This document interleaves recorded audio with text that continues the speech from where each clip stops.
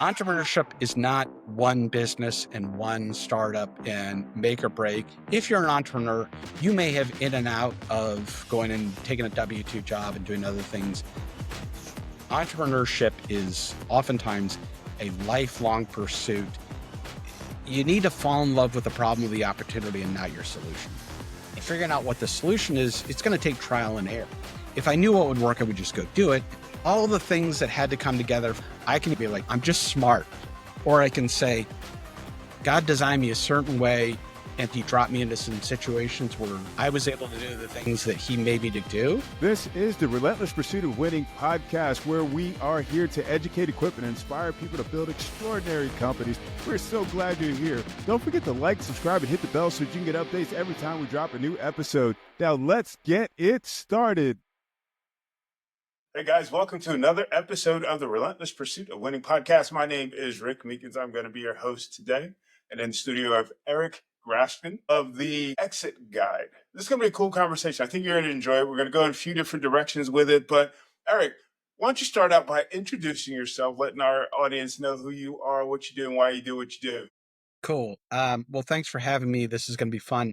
My name is Eric Grafstrom. I'm in Austin, Texas. I've moved around a bunch. The entrepreneurial journey starts in college when I was selling t-shirts door to door. That's a different story for a different type of podcast, but it helped me buy a car. And not long after graduating with a journalism degree, which I never ended up using, but I do write great emails. I started at a little company in Dallas, Texas at the time called AudioNet.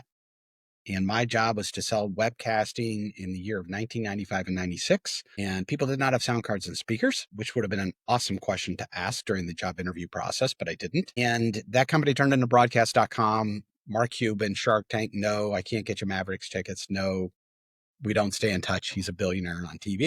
But we moved to London with Yahoo, ended up in Silicon Valley with Yahoo, left before things got really weird, and went through this journey of going from a sales guy to a business development executive at a big company to back into startups and learning how to become an operator, and did a couple turns as a CEO and a COO out there, and landed on this idea of really helping this very huge market of small Main Street business owners who just age and a variety of other life issues are going to eventually need to exit their business, but they're woefully underprepared.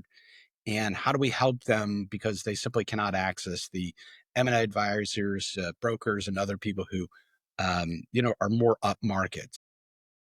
Longtime entrepreneur and startup guy, and have learned a lot in a lot of cuts and bruises, and hopefully can share some of that wisdom with folks today. The question, and I've had a number of people on the show that, have, worked in larger organizations and then decide to go out and, scratch that entrepreneurial itch, if you will, and that conversation goes from, they've got a stable income, or whatever, to it's just like, okay, I'm really hoping I can, close some deals this week. How does that work for you?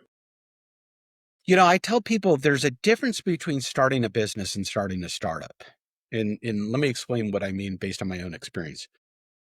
You and I, well, I'm a food guy. If you and I start a pizza place in Austin or near Atlanta, no one's going to look at us and say, are you sure people like pizza? Now, getting that to work, it's a whole set of issues, right? We've got to have a quality product. It's got to be consistent. We've got to have staffing, good service, all those other things. It's a challenge. But essentially, you're starting something and you need to execute, but you have product market fit.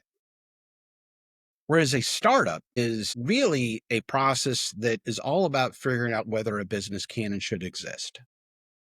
And by that, I mean, I took ExitGuide and focused on this issue around, okay, I think the challenge over the next 15 plus years for most of these business owners isn't finding a buyer. I think a lot of them have no idea on where to start or what to do. And in the case of like 45% of people on our platform, they want to sell to someone they know, business partner, employee, family member, whatever it may be. They just don't know what to do.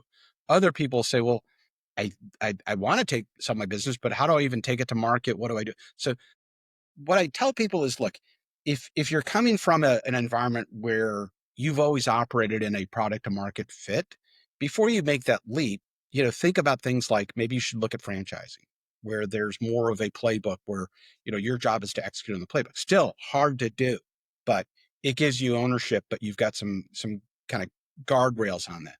There's a lot of emergence of entrepreneurship through acquisition, and there's funds that are being set up for this where, somebody else is looking to invest in cash flowing businesses. They've got the capital, but they want to invest in 10, 20 of these things. They don't have the operators.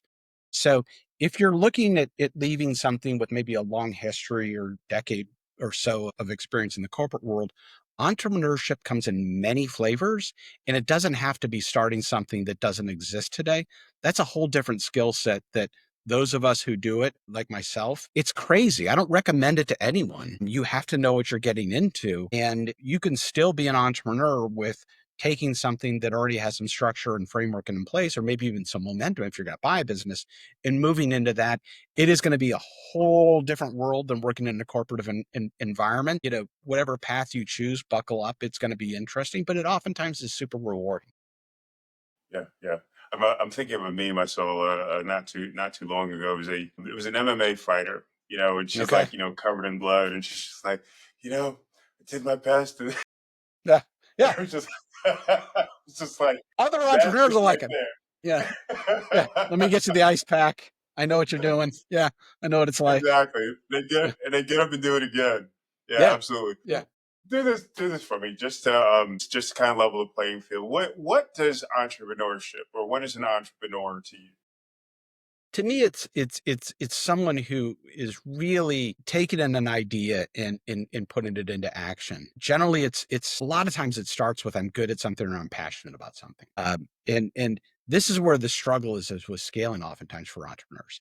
Entrepreneurs are willing to take that leap out and not rely on somebody else for their income. Entrepreneurs are willing to go out and take something and say, okay, I'm good at this. I could be a cabinet maker, I could be a chef, I could be, a CPA, a business advisor, and I'm going to rely on myself to generate, my income and help scale the business versus go and apply your trade craft somewhere else. And that kind of at a macro level, tends to be kind of the distinction that at least I draw.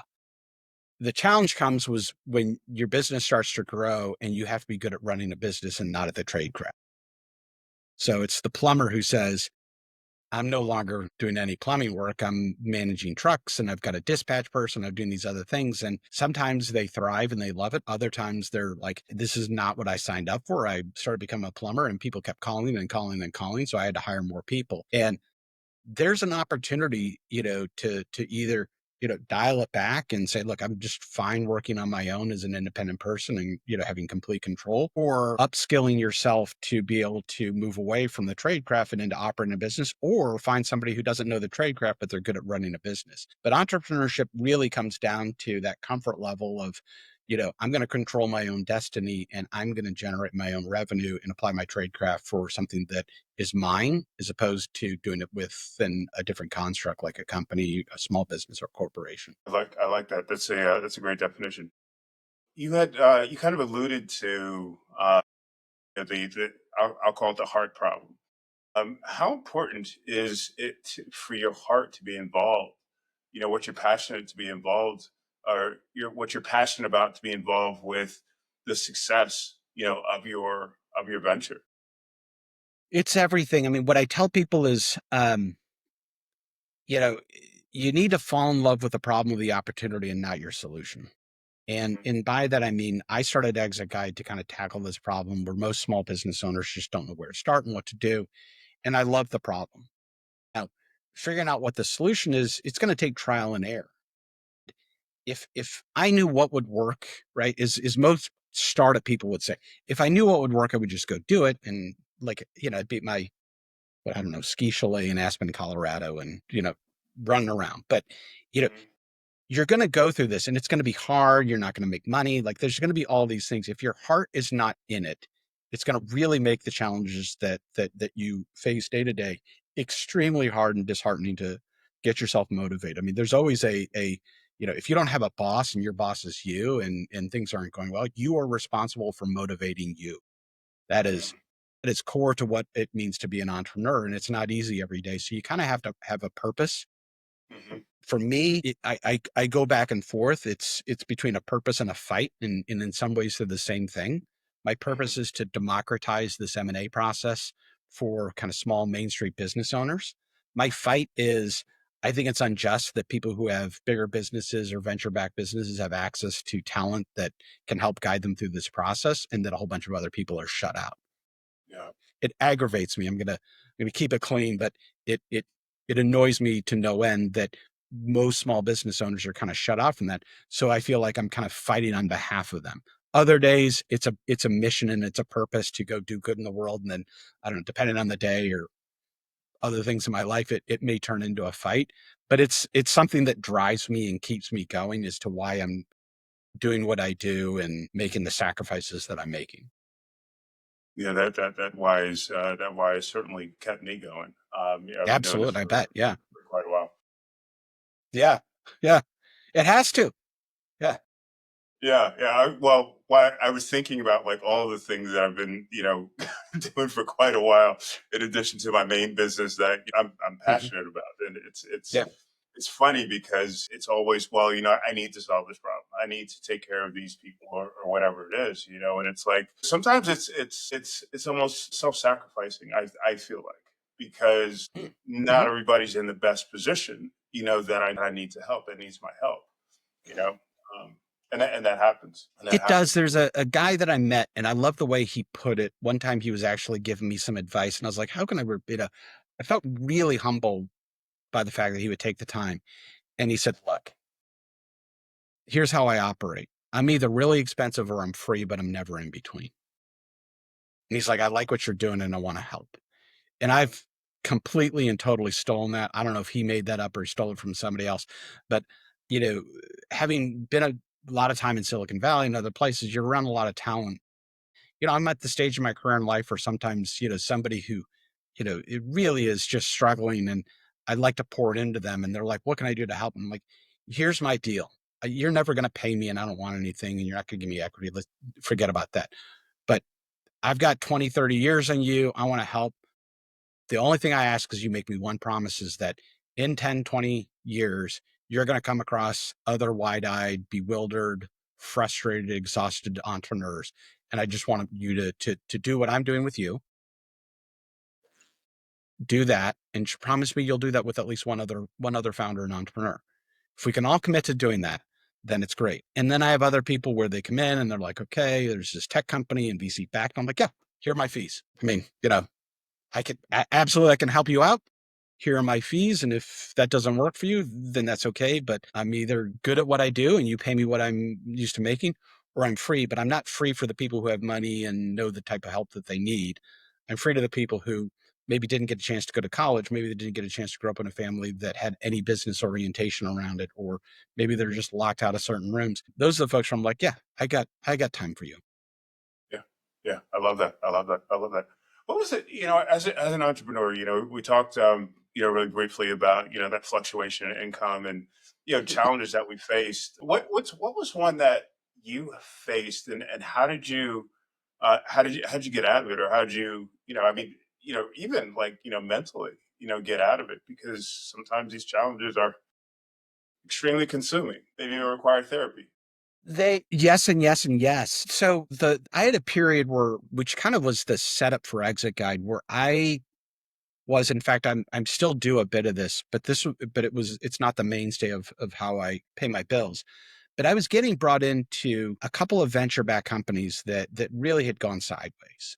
So I'm going to tell you about one. It was one of the bigger challenges where they had basically raised $54 million and produced a piece of hardware. Uh, they had a bunch of people working there, and they had revenue. And the founder called the board and said, "I'm going to run out of cash in 30 or 45 days." This is Hmm. in Silicon Valley, and I never met the founder, but as you might imagine, the conversation didn't go well. Now, anybody who's like in real business is like, what? Stop! I don't understand. Like, how do you go through $54 million and suddenly be like, I need some money? Different story. Like it's a Shogun type series. It's got like 12 episodes to get into why that happens in Silicon Valley, but it does more than you'd think. One of the things that I went through that process and it took a toll on me significantly, mentally, emotionally. And what I learned is I was reasonably good at doing this, and I helped kind of restructure the company and get it sold off, and people were happy. At my core level, I didn't want to become good at ripping costs out and letting people go and shutting things down and making the hard decisions. They needed to be made, and I'm glad I did it because I did it with a level that was aligned with my ethics. But what was really taxing was not the work, it wasn't the hours, it wasn't the complexity or anything to do with the fact it was very opaque. Like, how do you figure this thing out? Quite frankly, that was actually pretty cool and stimulating, which may sound weird. What was hard is looking people in the eye, knowing that this might be somebody who's counting on this job to pay their rent, or they've got kids and other things. And what I learned from that is I need to figure out how to apply my skill set, my talents, and my experience on something that's more constructive and positive than trying to be a guy who's going in and doing this. Because I really took personally every time I had to make some decisions that affected people's lives. And there are some people who are probably much better than I am at putting it in a box and putting that box on the shelf. I carried it home with me and around on the weekends. It kind of started to tear me up a bit. And I was like, I can't do this. So, what I learned from all that was uh, you have to find ways to cope, exercise, meditation, prayer, having people around you that can hold you up, that you can have a release, therapy included. I think most entrepreneurs, quite frankly, should be in therapy. Well, as the saying goes at a macro level, there's two types of people in the world: those who are in therapy and everyone else who should be. There's a lot of truth to that statement, but I think you kind of have to learn how to have releases, both emotionally, spiritually, and physically, so working out, doing other things, but you also have to see whether you're geared up for this. And if you're not, there's nothing wrong with having a W-2 job. If you're, Yeah. in the finance department at Coca-Cola and you dig your job and it affords you the time to go out and do the things you want to go do with your family, keep it that job. You do not have to be an entrepreneur. There are many days where I wish that I could be a good corporate citizen and have a steady paycheck. I've tried it once or twice. I hear you. I hear you on that. One thing I've always joked about, in my business and in other businesses, is that there's no time that individuals are closer to God than when they start a business. Yeah, um, yeah. what has been your experience with faith in business? I looked this up the other day because there's a life verse that I go back to, and it's not a biblical verse, but then I found the verse in the Bible. So the phrase, it's actually a Yiddish proverb. If you want to make God laugh, just tell him your plan. That one. Now, I'm going to read from Proverbs 19, verse 21.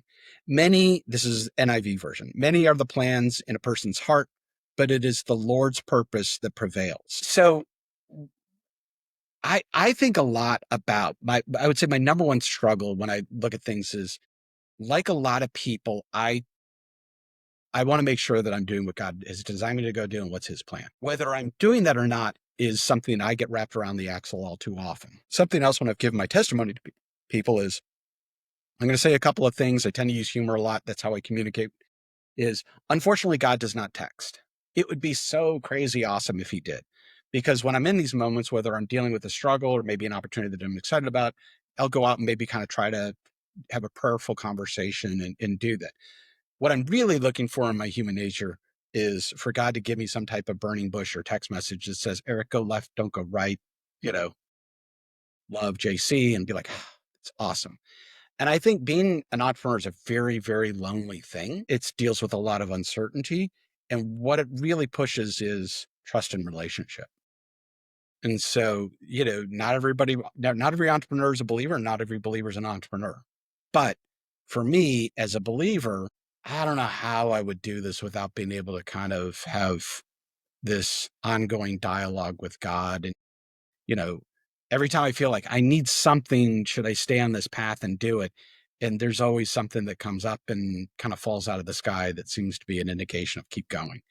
When it'll turn, what will happen, whenever it may be, is kind of beyond my control. That goes back to the funny Yiddish proverb of, if you want to make God laugh, just tell him your plans.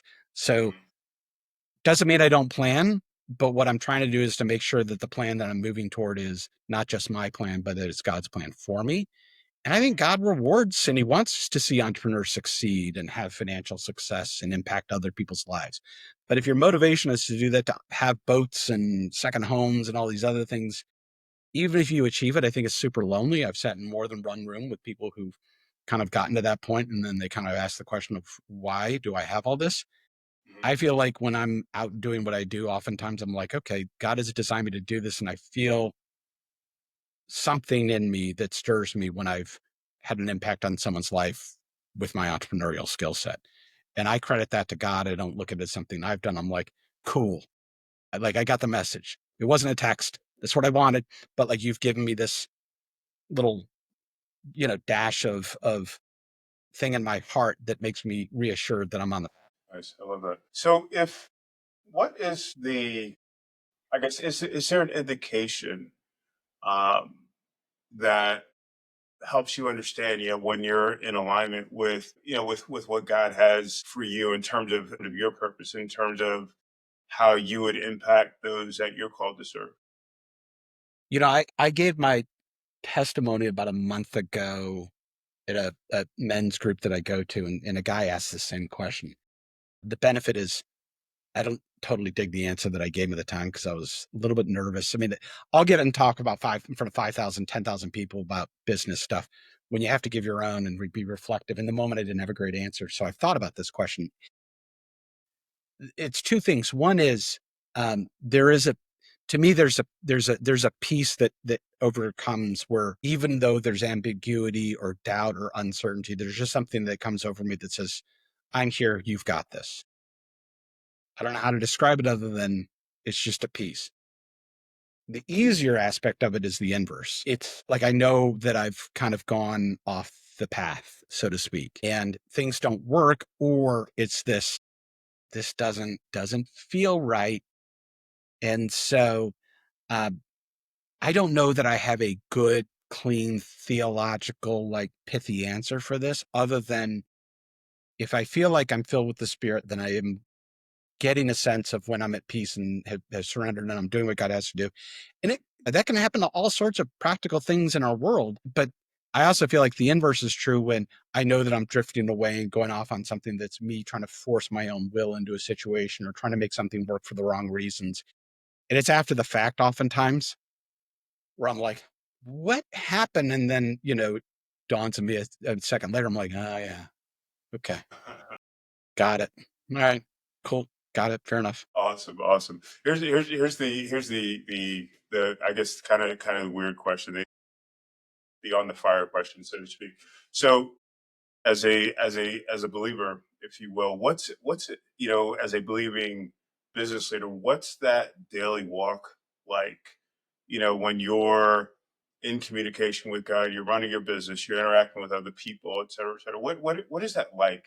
Both from a I'll say from a tactical perspective and an interactive perspective.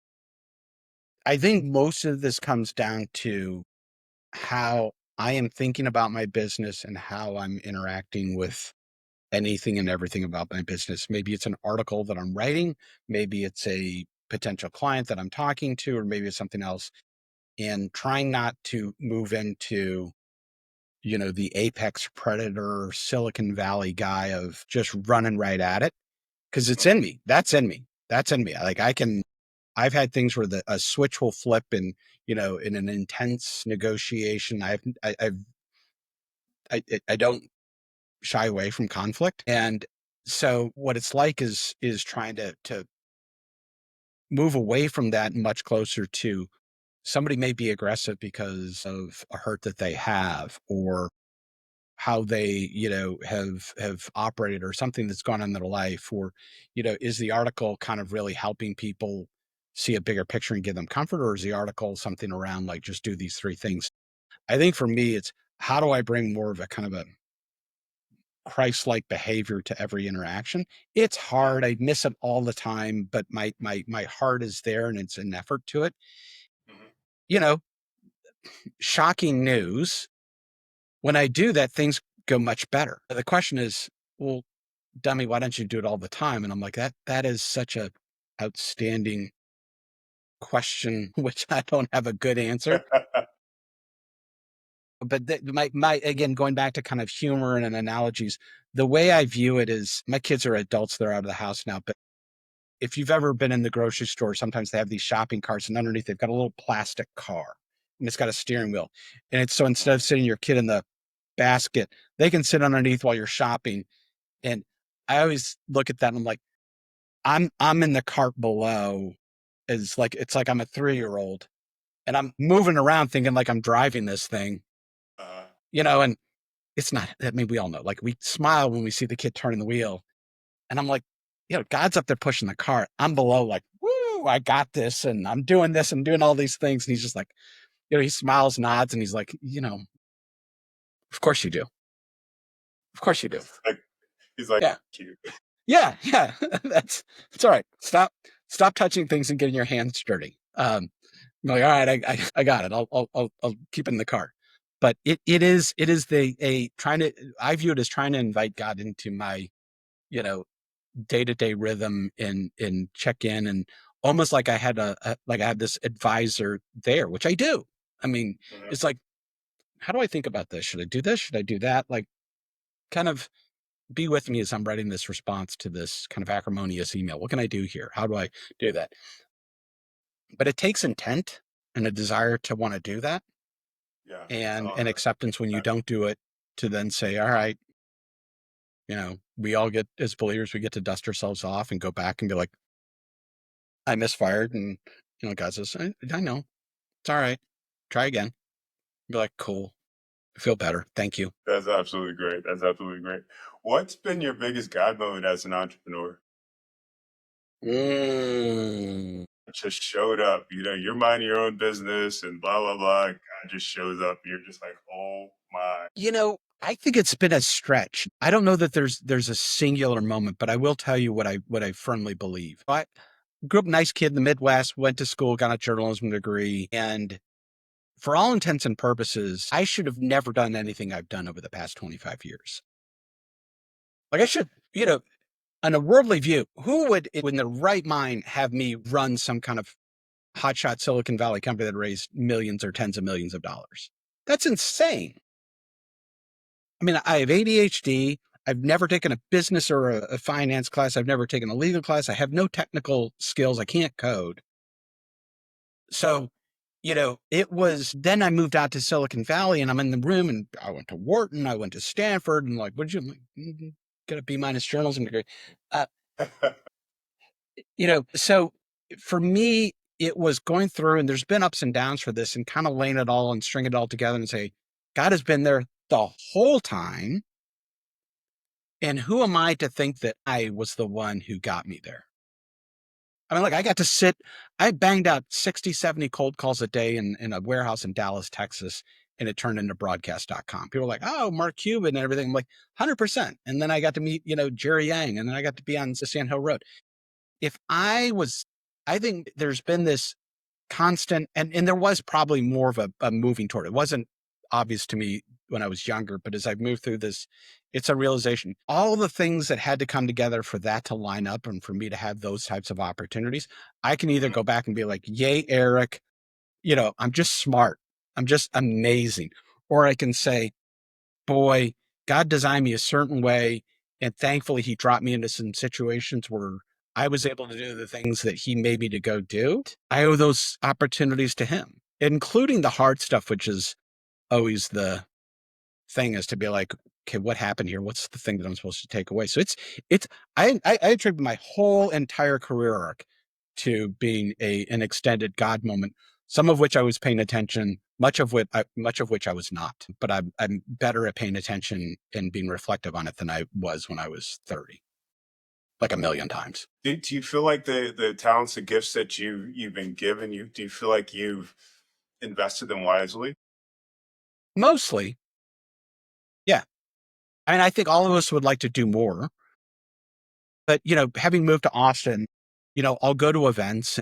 I try not to be the cranky old get off my lawn entrepreneur and, like, back in my day, we had penny whistles and internets with 14.4 modems. I've got this experience, and that's where I kind of go back to what my friend had said of I'm either expensive or I'm free. I'm like, look, the market will allow me to charge certain things and do certain things and using my gifts. And as long as I'm honoring God as I'm out pursuing that and building a business with ExitGuide, then we're going to go. But I was at this conference over the weekend here in Austin, and I went last year, and they have a work and faith thing, and then they have another thing where they help invest in entrepreneurs who are coming from disadvantaged communities. And after last year, someone said, "Oh, would you talk to one or two of them, kind of mentor?" I'm like, totally cool. Love doing that. So I did a couple of Zoom phone calls and Zoom calls with this one young couple who had a kind of a mobile coffee stand business for corporate events and things like that. Well, I walk in on Saturday morning, it's at this church, and they're there and they're serving coffee. I'd never had a chance to meet them in person. So they had a couple of people to stand, and then and she turned around, she looked at me, and I had my name tag on, and I'd heard she was going to be there. I told her, I said, "Hey, I'm going to try to find you on Saturday." And she just turned around, she looked at my name tag, and the way her face lit up, and she just leaned over and gave me a hug. I texted my wife. I'm like, "Day's already like won." That was it. It was awesome. So, am I using it? I look at that and like, how do I know? Yeah, like she just that 5 seconds of whatever it was. And we talked for a while and all that, but it was everything encapsulated of like this, I don't, not a bolt of whatever from the heavens, but it was just, there was something where 1000% God was present and just being like, see, dude, if you just do what I designed you to do, this is what you get. And it wasn't $1 million check. There's nothing. She did offer me a free coffee, but I was already caffeine loaded. But I was like, I don't need a coffee. What I need is what you just. That's amazing. That's amazing. So your heart project right now is the Exit Guide. You want to talk about that a bit? Yeah. Yeah. So let me rattle off some stats that hopefully will be interesting for people. Small businesses, big business, it's about 40% of GDP in the US. As you start to break it down, a couple of stats that are interesting when I started to really look at this space. About 85% of small businesses in the US are owned by Gen X and baby boomers. So the youngest of us are 48, 50. Most are over 55. In fact, most of them are over the age of 65. So that's a big part of our economy that is owned by people who, the next 10 or 15, maybe 20 years, gonna have to figure out something. Now, when you dig a little bit more deeply into this, most small businesses are really small. So in the US, close to 90% of the businesses have revenue under 5 million. In fact, most of them have revenue under 3 million. So you've got this kind of demographic thing that's going to have to happen. People are going to age out, get sick, want to do something else, need to do something, whatever it may be. But most of them are like really small. So it's already creating this interesting dynamic, which is those who have served this in the past, business brokers, M&A advisors, attorneys and whatnot, they have more business than they've had in the past just by sheer volume of numbers. What that means, though, is that for businesses that have revenue between, say, $250,000 and about $2 million, they have to do something. They're going to do something, but they're not going to access people who charge by the hour and or by a transaction fee. I mean, just think about it logically. If you're a real estate agent, why would you go sell a $300,000 condo when you can sell a $3 million house? Like, which would you do? Commission based basically the same. So from a head reason, massive market, literally like $1 trillion+ market, completely and totally underserved. And you can't do this with people. So if you think about this as a service provider, it's really hard to make money on 3, 500, 800,000, $1.5 million transactions. But technology is a great democratizing tool. We've seen it impact business formation. We've seen it impact the ability to manage an investment portfolio online, doing all sorts of things, which, otherwise, you wouldn't have had access to the attorney, the financial advisor, stockbroker, or whatever it may be. But now you can do a lot of this stuff online. So the head reason was this is a massive market. If we can crack the nut on this and getting people to get their business ready so they actually can complete a transaction, we're onto something. Now, the heart reason is I, lived for close to 20 years in Silicon Valley. I lived in Menlo Park, California. So those of you who know the Bay Area, that is the home of Silicon Valley. It's right next to Stanford. It's right next to Facebook. It is Palo Alto Menlo Park is the epicenter of all this stuff that's come out over the years.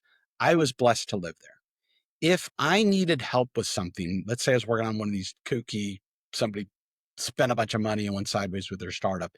I either had access to it because I could hire them or we could bring them on board as a contract or whatever it may be, or the dude down the street or my kid's friend's mom, whatever it may be, I could be like, can we just go get a quick cup of coffee? Yeah, I'll meet you Tuesday here. Great.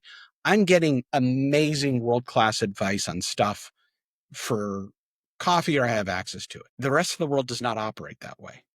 So what do you do if you have an HVAC business in, Topeka, Kansas that does 700K a year and you've got 3 employees and 2 trucks? Like, your neighbor is not an M&A attorney charging, $700 an hour.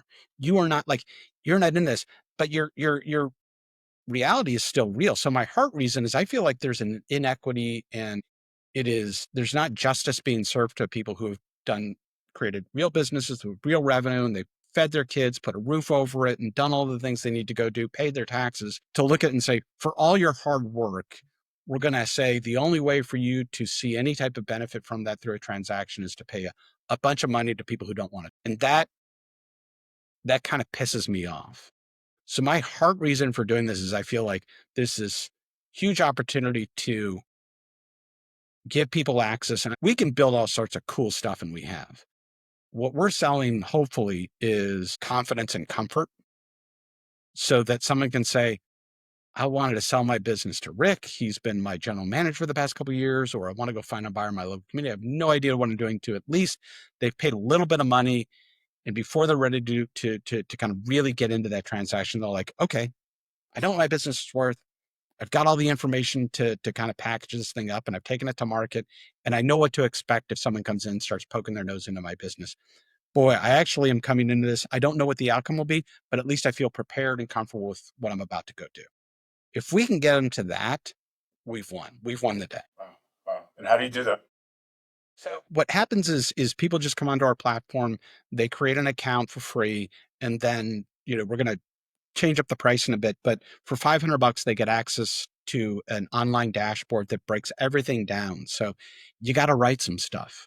Tell me about the history of your business. What's the narrative and what are these things? Now, if you had a $50 million a year business, a bank would come in and they'd throw some 26-year-old finance student, recent MBA at it. He or she would do all this stuff and they'd write it up and it would be complex and all these other things. But you're going to go do this and we're going to kind of show you what to do. And we're going to give you tips and insight to go do it. So this is the writing part of it, which is just tell the story for your business. Then there's kind of, you need some financial information. Why do you need financial information? Well, we need P&L statements and other things to put a valuation on the business so you can price it. You can't just guess at it. You can't just read an article and put a price on it. You got to have some type of valuation methodology. So we create we use a market-based valuation. We say, okay, based on your financials, your business is probably worth about this amount of money. And it means the conversation is no longer this weird negotiation of like, well, Eric, how did you come up with $850,000? I read an article on Motley Fool, and, it's like, well, that's a lot of money for me to trust you with your article. Someone will look at me like, okay, you use these financials with these multiples. Okay, now I get it. And we take all that information and we then create a package. Now, almost half of them already know who's going to buy that business. So the package may be just for edification, starting the conversation. The package could also be used to market the business. So now I, as the business owner, have used this dashboard to create my buyer package, and I can now market my business. But I've also uploaded a whole bunch of other things, lease agreements, all these other things that I wouldn't necessarily know how to do. So when someone says, yeah, I'm ready to go, like I want to start digging in, they've already done all that work. Their last job is to just hit share. And when they hit share, it's basically opening up what in the M&A space we'd call a data room. But really, it's just all those agreements, those files and other things. My visual of this, or at least my hope, is that when an owner clicks that button, there should be a little smile on their face that I'm not going to freak out. What we want to do is, in the past, owners freak out, as they should. I didn't know they were going to ask for that. Let me find it. Oh my gosh, let me call my accountant. I'm not sure.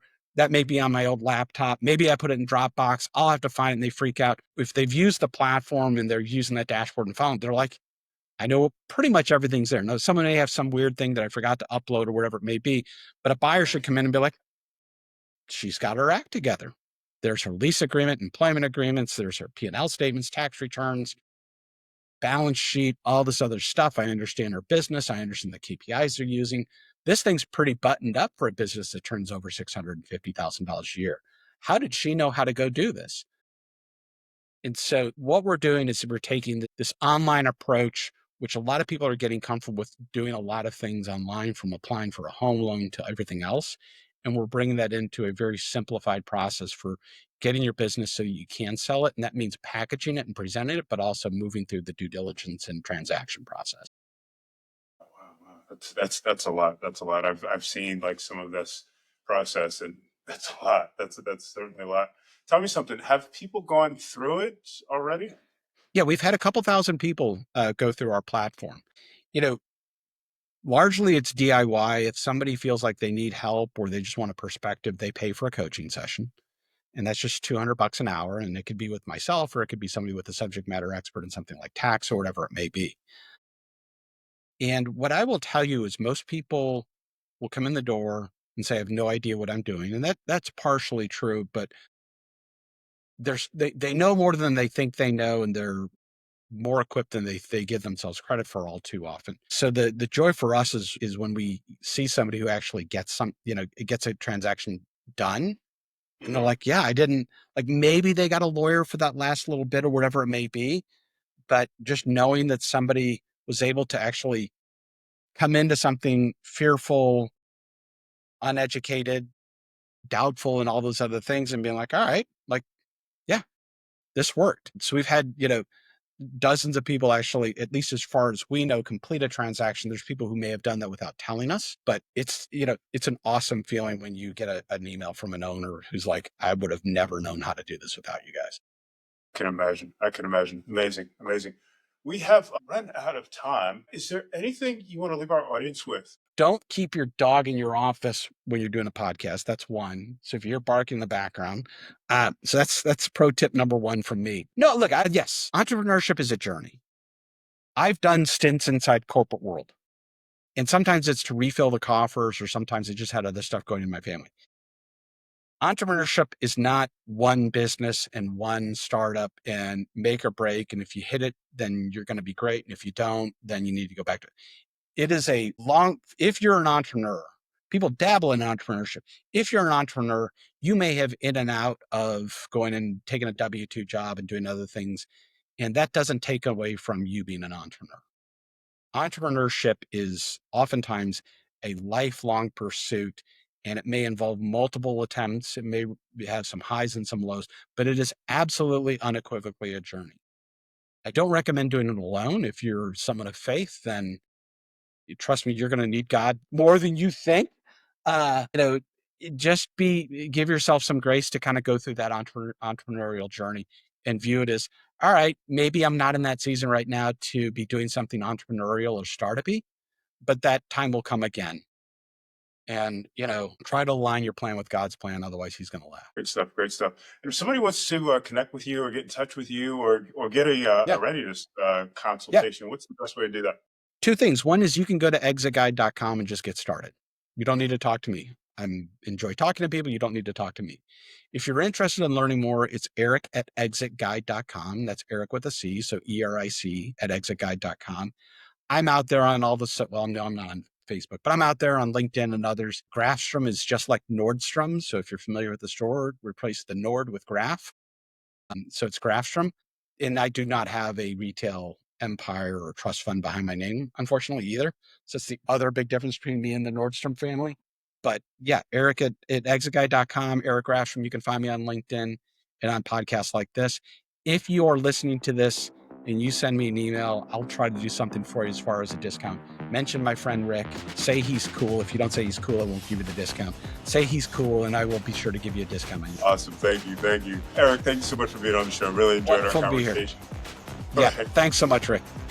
You're bet. You bet. Ladies and gentlemen, thank you for watching or listening to another episode of the Relentless Pursuit of Winning podcast. We will catch you next time.